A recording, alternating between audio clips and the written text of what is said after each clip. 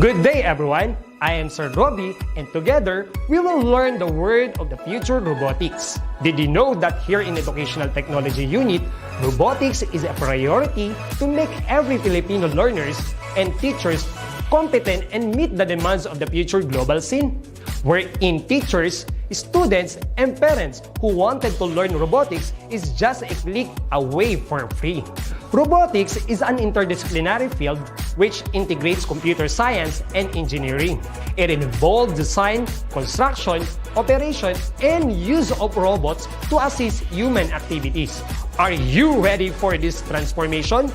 Soon in ICT's Educational Technology Unit. Come and join us and love the future para sa bata, para sa bayan, at para sa guro. Sulong edukalidad.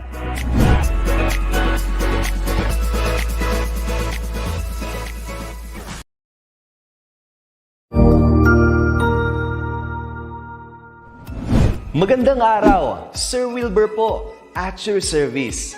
Narito ang ETUlay upang gabayan ka sa inyong pag-aaral upang lubos na maunawaan ang iba't ibang paksa o subject.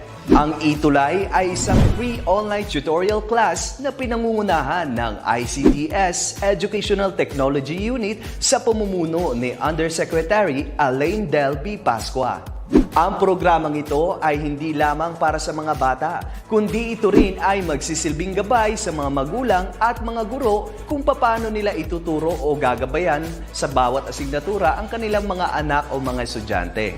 Sa kasalukuyan, ang self-learning module mula sa rehiyon ng Calabarzon at kilala sa tawag na pivot ang ginagamit sa ating ETUlay online class. Kaya ano pang hinihintay ninyo? Ihanda na ang inyong mga ballpen o lapis, papel o kwaderno at samahan kaming itulay ang pagkatuto para sa bawat batang Pilipino. Sama-sama tayong magtutulungan para malampasan ang mga hamon sa panahong ito. Halina't matuto kasama ang inyong online tutor sa oras na ito.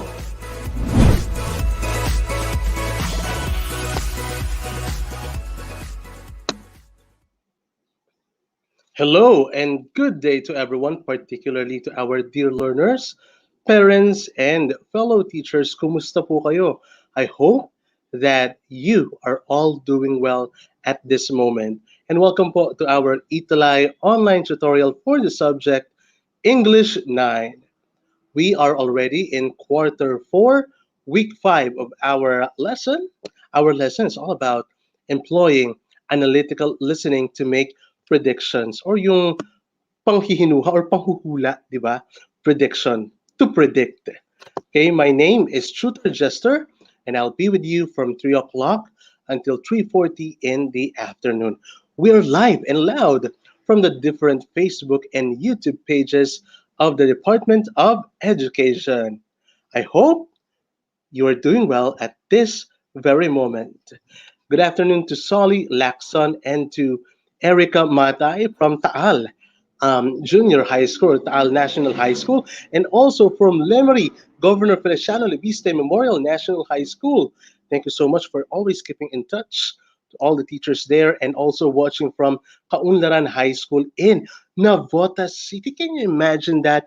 The people of Navotas City, specifically si Cheska Eunice Raras, are also participating in our ETUlay online tutorial. So Erica, Eunice, Jessica, Solly, Mark, and Jerry, kindly share this video para mas maraming grade 9 learners ang matuto. Okay? Share this video, please. And also to our dear televiewers, I hope you are doing fine. Please engage in our discussion, participate in our discussion. Pwede makapagkwentuhan or makipag-discussion sa inyong mga magulang at kasama sa bahay. Watching from Pampanga, we got Solly. Hello there. Now, let's have a review of what we had last week. We got the 3 modes of effective listening. Do you still remember this? The 3 modes of effective listening. The first one, we got the attentive listening. So ano ba? Kapag sinabi natin attentive listening, it has something to do with attention, di ba? Dapat kapag nakikinig tayo, all eyes and all ears and all hearts.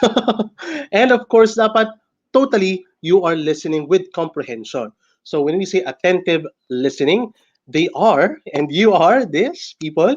Attentive listeners focus on the speaker and work hard to eliminate distractions. Wala daw mga distractions. Ano, talagang very attentive. They are also patient and let the speaker finish their thoughts without interruption. Hinihintay natin. Minsan ako naman, attentive listener, no, hinihintay natin makatapos without interruption yung speaker, yung kausap natin, o kung sino man na nakakasalamuha natin.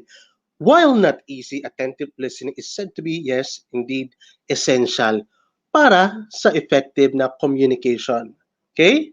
Hello there, Nixie Mary Bayua, a grade 9 student from Cupis National High School in Northern Corner District in Division of Apayao. Hello there. And also from Mabalacat City, Pampanga, we got there Sir Mills, Sir Mark Edward A. Lugto. And also watching, we got Sir Tutor Wax Benzon from SDO Olongapo.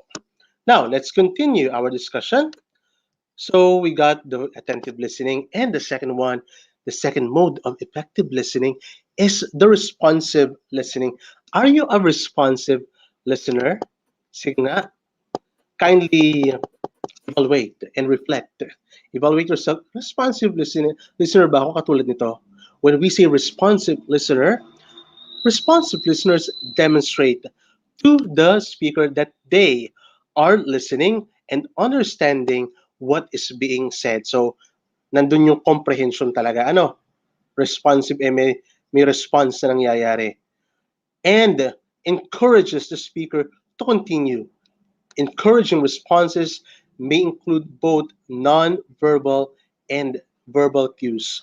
Katulad na lamang natin, ano, sa pag-uusap ko, I'm pretty sure that while you are listening, natango kayo dyan, ano, natango, nagnonod. Okay, nagaganito, naghaham. Ganun pala. Like that. Okay?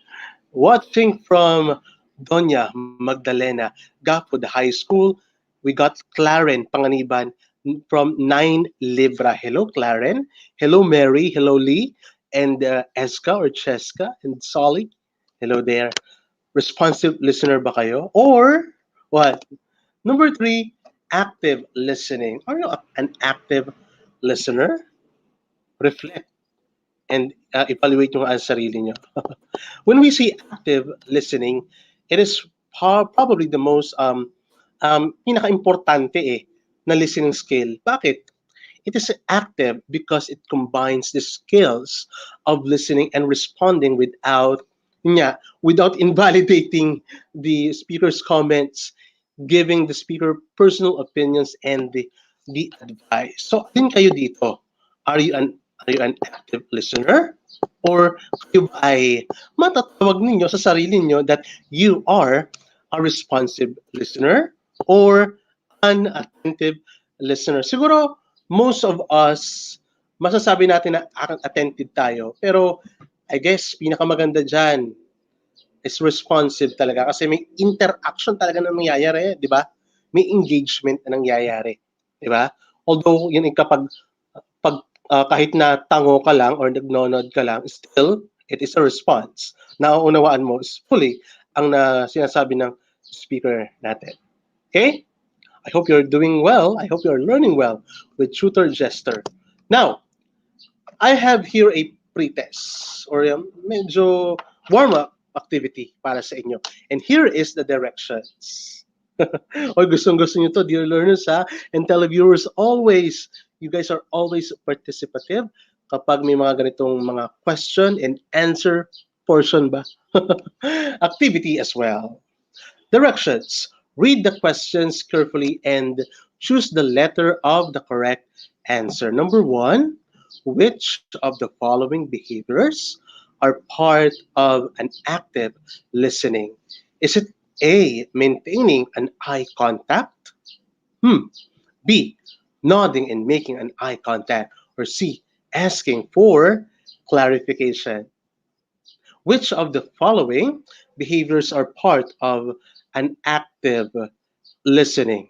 Is it A, maintaining an eye contact?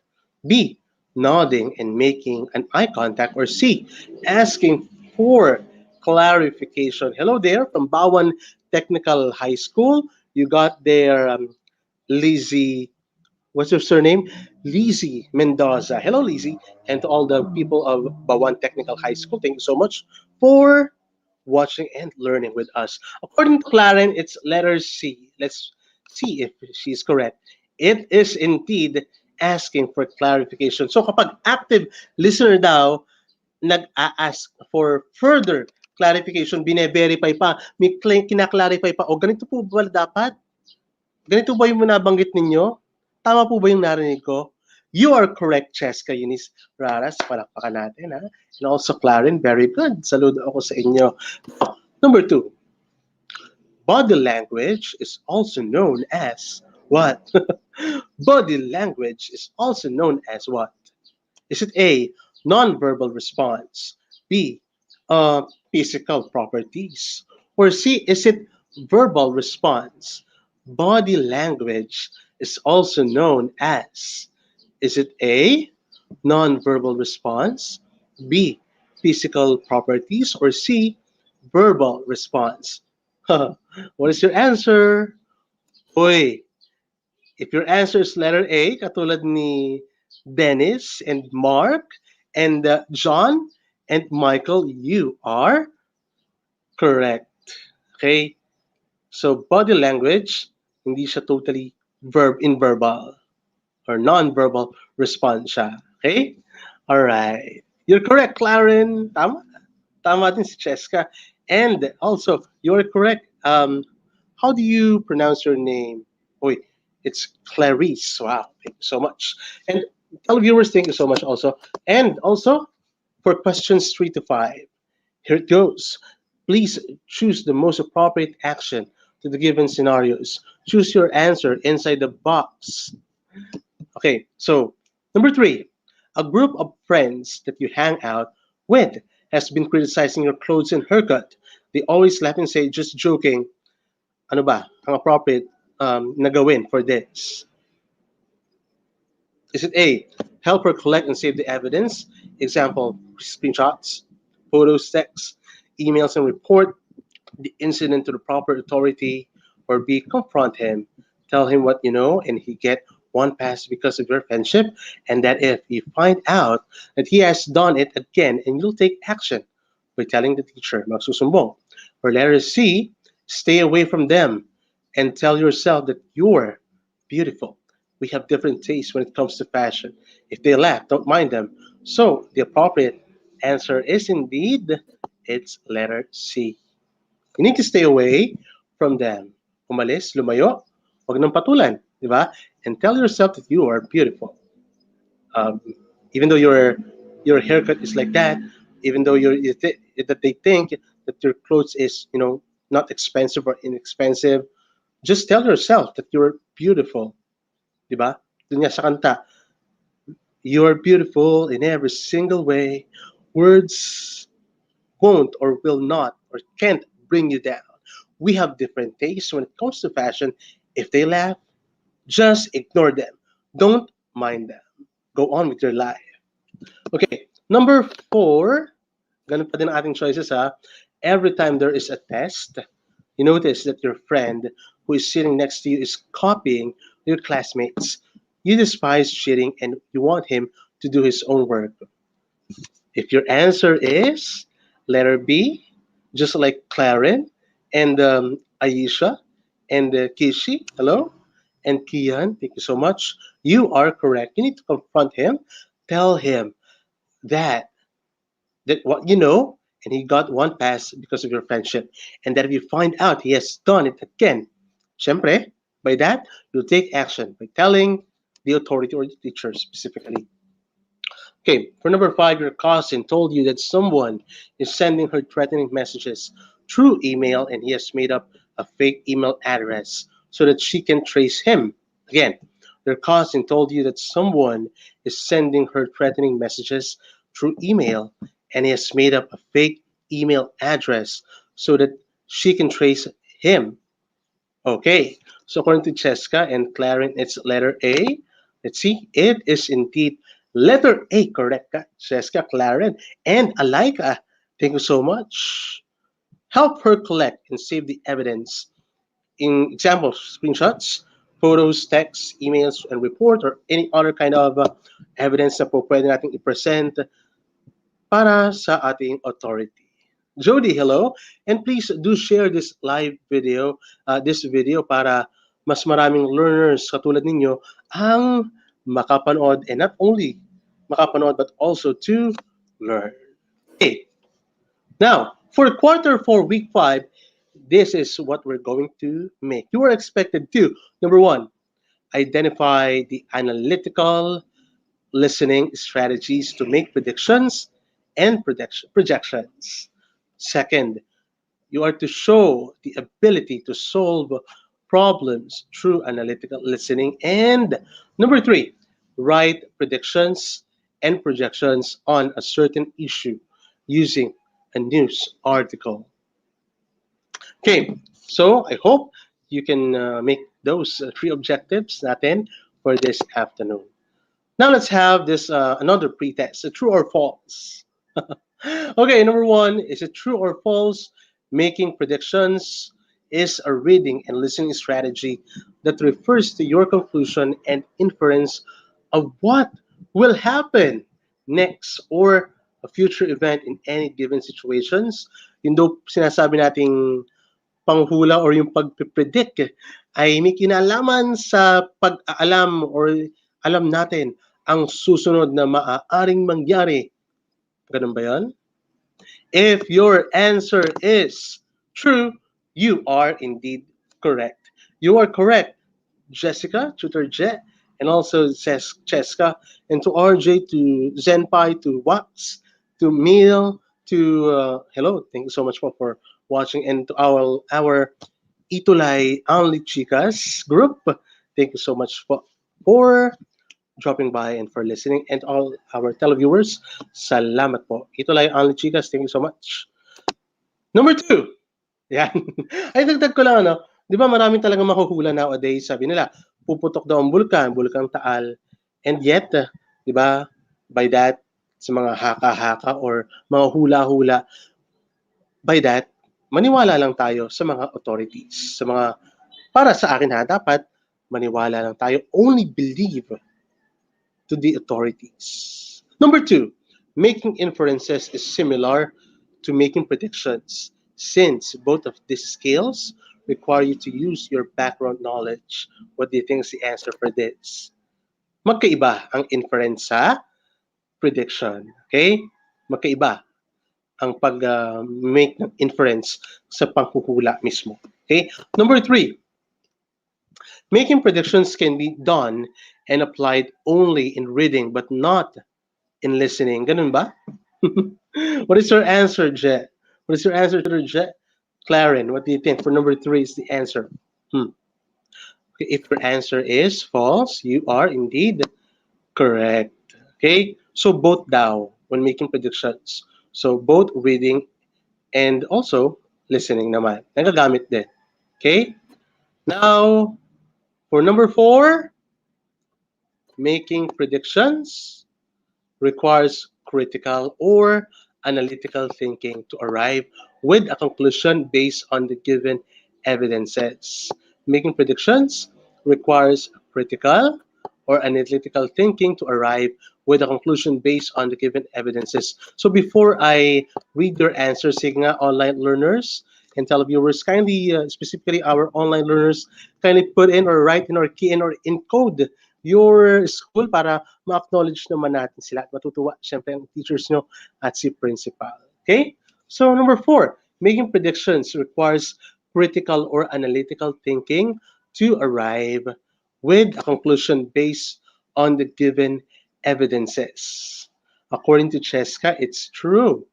According to Alaika as well, it's true. Again, kay Claren din, true. Kay Cheska, kay Jeremy, true din. Kay Angelo, true din. Kay Ophie, it's true din, di ba? Kay Cassandra, Nicole Miguel, hello to you. Regards, ha?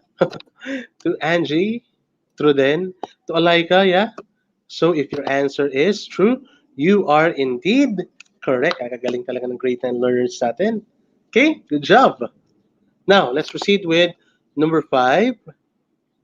The statement, Milton's doctor won't be happy when he sees the terrible sunburn. He will surely tell Milton that he needs to be more careful, is an example of making predictions. Again, the statement, Milton's doctor won't be happy when he sees the terrible sunburn. He will surely tell Milton that he needs to be more careful, is an example of making predictions. Is it true or false? It's just a pretest, huh? What do you think is your answer for number 5? Come on. It's indeed true. Galing. Watching from Echage West District, Doña Magdalena Gafud High School, grade 9 Ares. Jeremy Opilas, good afternoon or good day. Also to Riza May Carpio, watching from Doña Magdalena Gafud. Yeah, thank you po. Magkakaklase yata ito. Good job. And also, baka magtampo si Emmy. Ayan, si Emmy Gawan. And also Jody. Hello, Jody Pasinya. Okay. All right. Thank you po. Hi. Nice one, ha? All right. So, yes, you're correct, Cheska. You're also correct, Eliza Navarro. And Lou, hello. Riza May, good afternoon. You are indeed correct then. Okay. So, now, what is making predictions for you? Para sa inyo, sige nga, pwede kayo mag-research dyan. Or yung, para sa inyo, ano ba yung tinatawag nating predictions? What is making predictions? Presenta, huh? From Echage still, in Doña Magdalena Capwood High School, o magkakaklase ha, tuwan-tuwa si teacher this moment. Who's your advisor ha? Sino ba mga teachers niyo dyan? Thank you so much po teachers and to our dear principals, mga nakatataas, for always patronizing our ETUlay online tutorial to our dear learners and parents. Salamat po sa inyo. So for you, what is prediction or making prediction? Ano ba ito, Julianne? Ha? Okay, when we say making predictions, it is a strategy in which readers or listeners use information from a text including yan, titles, headings, pictures, or diagrams in their own personal experiences to anticipate. Parang alam na natin, ano, inaalam or not inaalam, but alam na yung maaaring mangyari, what they are about to read or what comes next. According to Claren, yan, making predictions is a strategy in which readers use information. Yes, you got it right.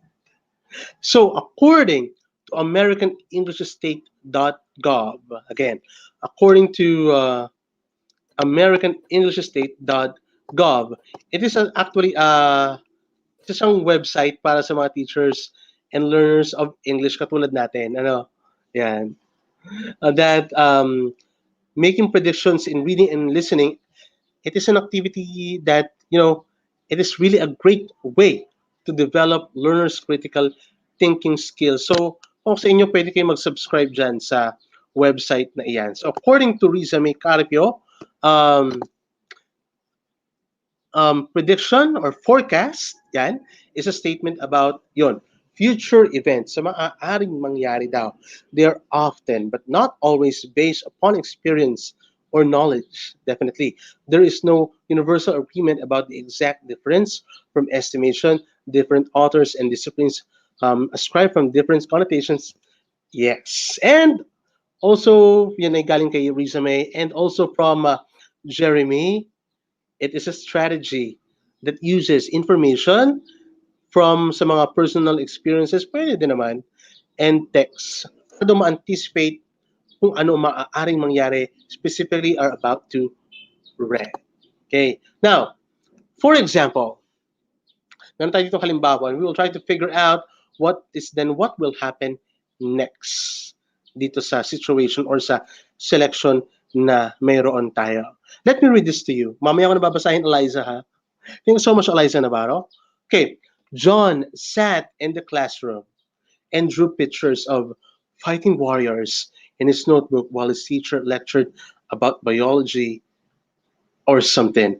He didn't really know for sure. The last thing he remembered, Her saying was that there would be a test tomorrow. His heart jumped.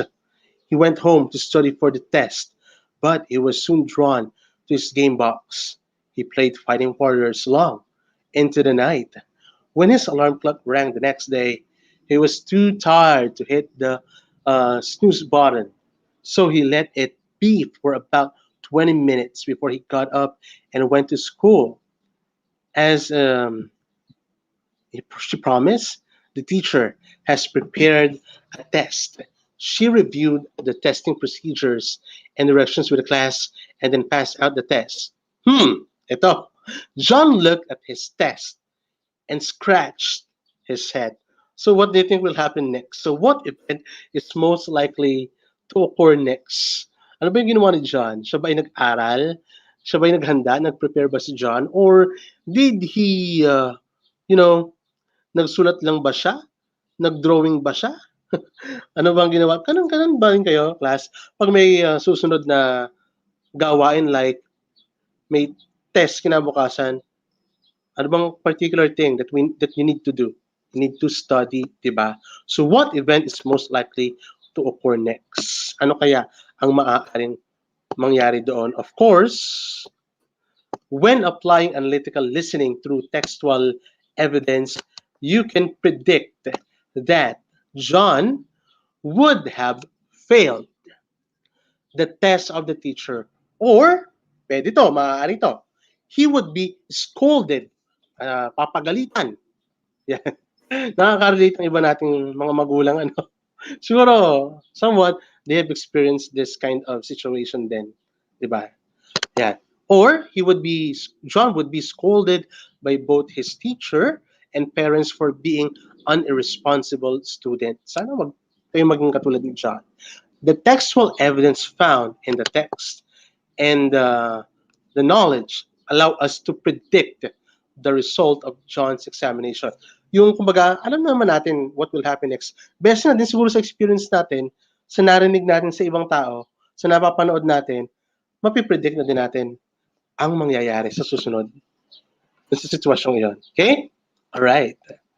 Now, remember that to successfully make predictions and projections through analytical listening, it is suggested to use tabular chart sa susunod na acting slide for you to make the information well organized and easy to understand and evaluate. So this one is called the tabular charts para madali nating malaman ang mga susunod na maaaring mangyari. Pero tayong gumamit ng tabular na chart. Sa column A, we have there the predictions, and sa kabila naman, yung evidences from the text yung sa nabasa natin. Iisa-isahin natin. Okay? Ayan. So let's have your predictions. John would have failed the test. Next, John. Yes, John would be scolded by his teacher and parents. And also, John wouldn't be allowed to use his game box unless he makes an improvement in his study habits. Evidences from the text naman tayo. Yan. Doon sa nakita natin sa selection na nabasa natin. So, pwede natin isulat doon. Pwede tayong mag-jot down notes para ma-specify natin. Drew pictures of the fighting warriors. There will be a test tomorrow. Next is drawn to his game box. Next is played long into the night. Too tired to hit the snooze button. John scratched his head. So these are your predictions and also the evidences that we have gathered or we have seen or we have read from the text that we have. Yon, nabasa natin. Okay? So before we have an activity, let me greet first Jerwin Acuna from Andarayan Elementary School. Hello there, Jerwin and Jocelyn Acuna from Andarayan Elementary School. Yeah, you got there. Yeah, thank you so much. And also Giselle Panganiban, watching and learning from Doña Magdalena Gapo. Hello po from DMGHS 9 Capricorn. And Clancy. Hello, Clancy. Kumusta ka na, Clancy? I hope you're doing well, Clancy, ha? Clancy and Herbal watching from Doña Magdalena. Also, magkaklase yung mga to, magkakabatch from 9 Libra. Uy, mag-grade 10 na sina ano ha, magkaklase from GAFood. Thank you so much. Now, number 1. Yan. How does a listener apply analytical listening in making predictions? How does a listener apply analytical listening in making predictions? Is it A, creating a goal in mind in order to make predictions? B, using background knowledge to predict the outcomes of the event?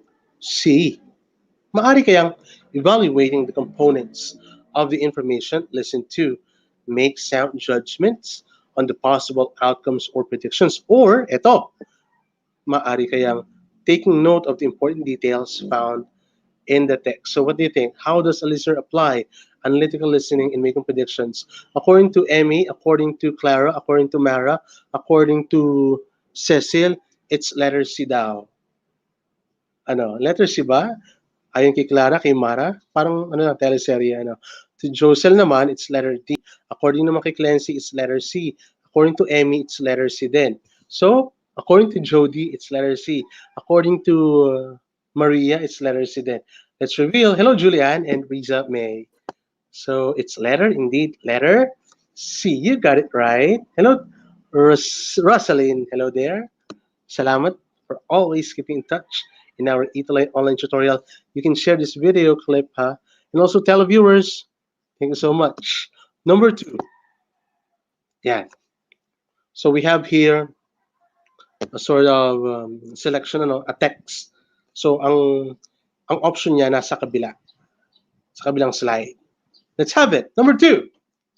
I believe that the very purpose of our life is to seek happiness.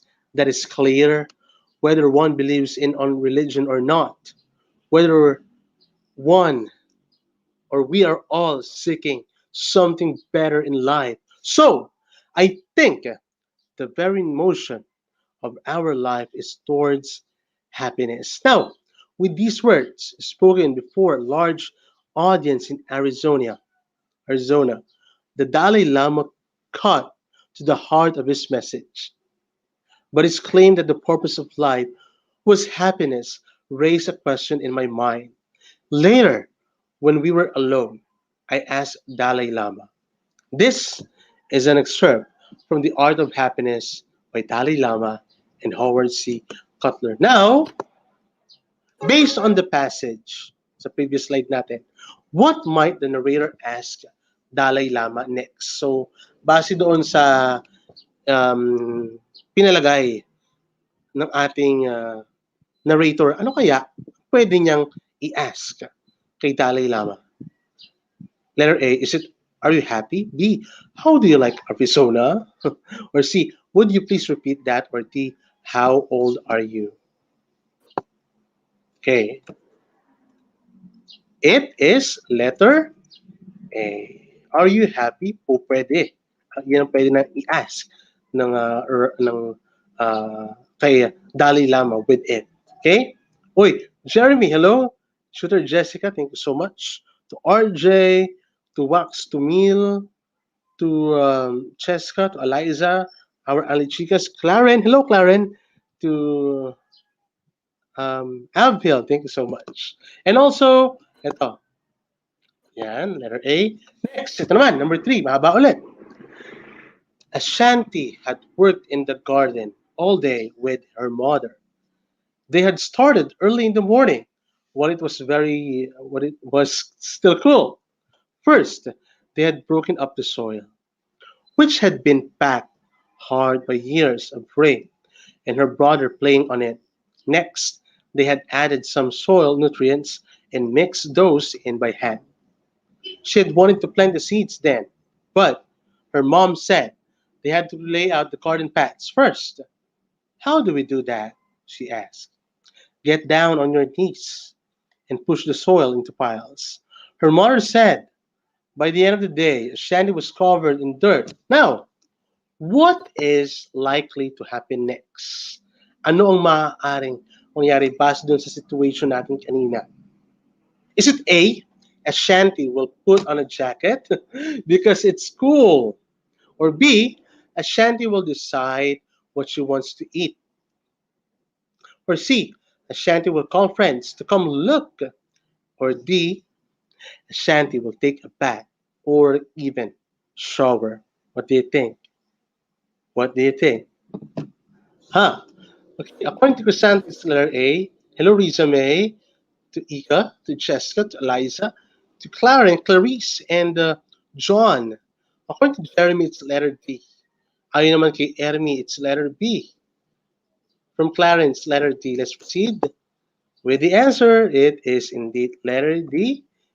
Will take a bath or shower. Yun nga, ano, maaari talaga mangyari doon sa situation na iyon. Letter D. Now, number 4. Ayan. Paul and Melika always have a date on Friday. Paul picks up Melika at 7 in the evening and they go to now at 7:30 p.m. or in the evening. Movie. Pero hindi na kaya natin yun, ano, wala nang 7:30 p.m. movie sa sinehan. This Friday, Paul has to work overtime and is running late. When he gets out of the shower, it is already 7 p.m.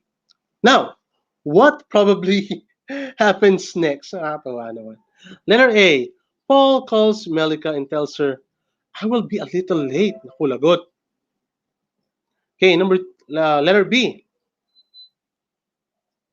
Paul decides to call off na lang the date and stays home.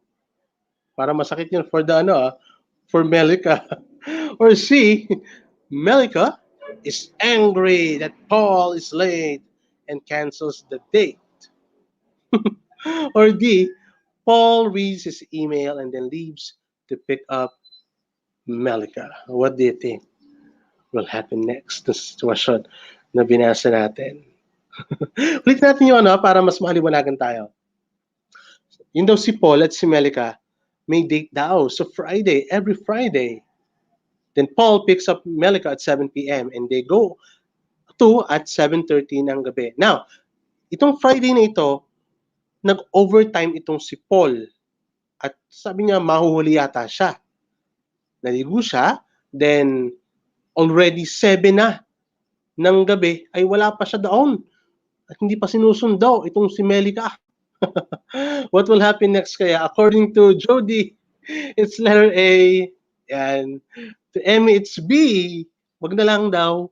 Or letter C. Maging angry daw itong si Melika. Ganun ba dapat, girls? Or D. Paul reaches mail and then leaves to pick up Melika. What's the appropriate thing will happen? It might happen. Yun nga. Definitely, ang pinaka-appropriate, I guess, is letter A. Tawagan si Melika. Uy, Melika, mahuhuli lang ako sandali kasi overtime ako. Nag-overtime, nagsipag ako. And by that, Melika will understand naman Paul. Dapat ganun ha, wag agad padalos-dalos, wag agad magagalit sa ka-partner. Di ba? Okay, grade 9, be a good boy and girl. Number 5, shattered glass has caused many injuries and deaths. Glass manufacturers have come up with an answer to this problem. They have developed windshields that do not cut even when shattered. The use of this glass is in mobiles, expected to save many lives. You can predict that. Is it A, the new glass will not break? B, the new glass will cost a lot of money? C, the new glass isn't sharp? Or D, the new glass is bulletproof? What do you think? According to Clancy's letter D. Ayon naman kay Emmy, letter B. Ayon kay Erna, it's letter D as well. Hoy, according to Risa, it's letter D, ha? Kay Eliza din, letter D. Bibibo talaga. Grade 9 learners, good job. According to Julian, it's letter D. And, yun nga, the glass isn't sharp. Pag ganon, ang maaari. Okay? So, pwede din naman, class, pwede din naman pwede din naman letter D. Pwede din naman letter A. Pero yung pinaka-appropriate ang ating i-accept. Okay. Now, Learners, please, ganito meron akong isang challenge for you bago tayo magtapos. Dear learners, I want you to make a prediction of what will happen, siguro, what will happen in after a year or 2 or 3 years sa ating bansa, sa ating mga Pilipino, na may kinalaman syempre sa virus na COVID-19. So that is your assignment. Make a prediction of the things that will happen in our country a year or 2 or 3. And that is your assignment. You may email me or, send your assignment, your answer, submit your assignment to my Facebook account, Jester Pagkaliwagan. I hope you have learned something from me, grade 9 learners, this afternoon. My name is Tutor Jester, and maraming salamat sa inyo. Thank you so much, Direct Jane, and goodbye.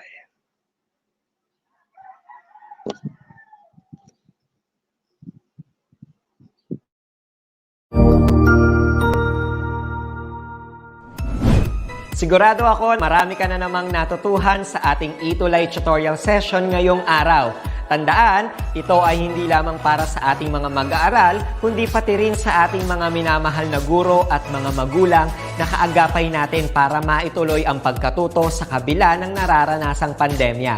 Patuloy ding sumubaybay sa DepEd TV para sa mga araling ginawang video episodes. Mapapanood ito mula Lunes hanggang Sabado, alas 7 ng umaga hanggang alas 7 ng gabi sa inyong mga telebisyon. Abangan bukas mula 1:00 ng tanghali ang iba pang aralin sa ating ETUlay free online tutorial session sa Filipino.